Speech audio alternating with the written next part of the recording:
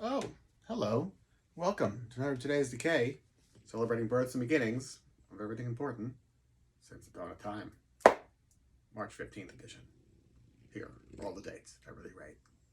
On this day in 1880. Yeah, 1880. Herbert M Dolly was born. Why, this guy right here. I know, a name that is not on the tips of anybody's tongues. No, he's really, really interesting, actually. So you think you know film history and you think you know King Kong, but one could have a very animated debate about the history of stop motion animation. Yeah, because apparently this guy, Herbert M. Dolly, actually created all or a good deal of the original processes for stop motion animation that previously were thought to have been like the sole creation of Willis O'Brien, who then obviously made The Lost World, King Kong, Son of Kong, Mighty Joe Young, Black Scorpion. What else? Like he worked on so many projects, and his legacy has this very long shadow cast over it because he took Ray Harryhausen under his wing, and then he throughout the mid 20th century was very prolific in his work.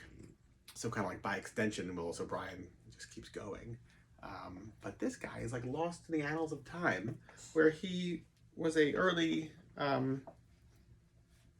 co-conspirator, the producer of Ghost of Slumber Mountain, right here. But along the Moonbeam Trail, I guess, was really like all him.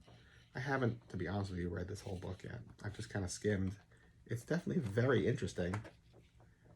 But he worked on a whole bunch of projects and then was like sidelined by the universe. I don't know why. I'm not being a very good storyteller today. You could have your money back. But yeah, it's very interesting, and some of his content still exists. This is a book that was made by the Dinosaur Museum in Blanding, Utah. Great. Never been, but it sounds like a grand old time.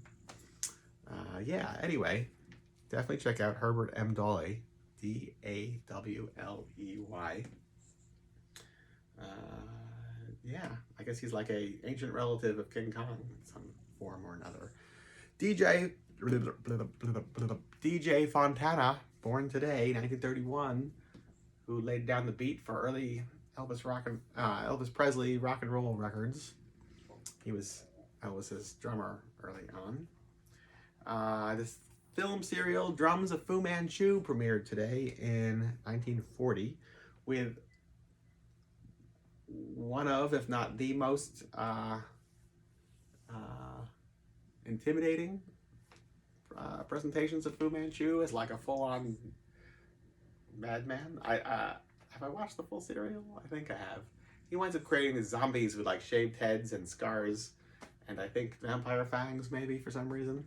And it's just like one nonsense thing after another. He's got, if I remember correctly, an octopus in a tank underneath a trapdoor in his secret lair.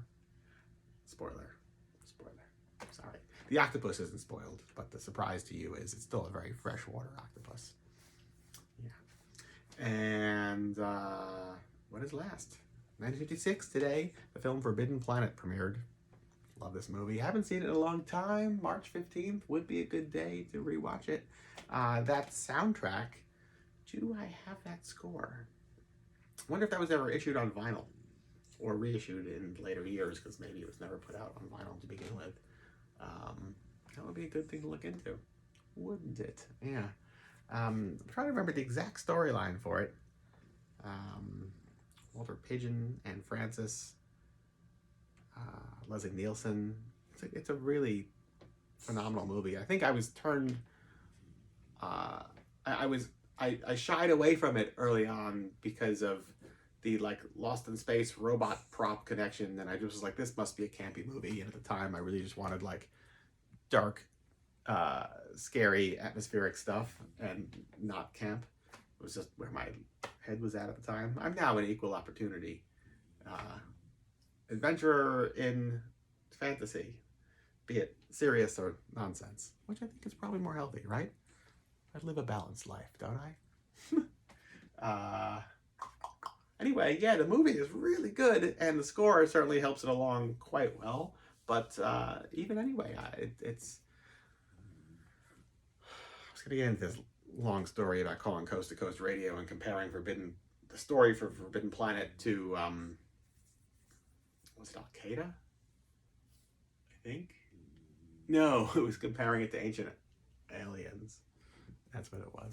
Yeah, Zachariah. I'd read all Zachariah Sitchin's Earth Chronicle books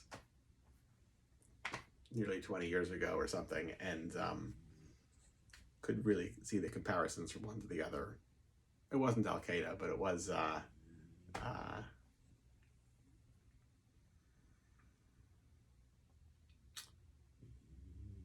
that humans are just as smart and or stupid as today as we were back then, and the idea of having some highly advanced civilization touch down on a planet with slightly or significantly more primitive people, and that we could see if it was us that it wouldn't be too far of a stretch that we would look to take advantage of people who are slightly or significantly less advanced than us, right? So I don't remember how I connected it now. I know it's on YouTube somewhere. The like me calling into Coast to Coast and talking to, I think it was George Norrie, maybe Ian Punnett. It was not Art Bell. I never got to talk to Art Bell. Bucket list thing that I never got to. Oh well. Anyway, I'm not doing a good job of explaining anything today, but that's okay. I'm a little sidetracked. There's a lot going on. But March 15th, maybe watch Forbidden Planet all day. Just over and over again on loop until the end of time, or March 16th, whichever one comes first. Till tomorrow.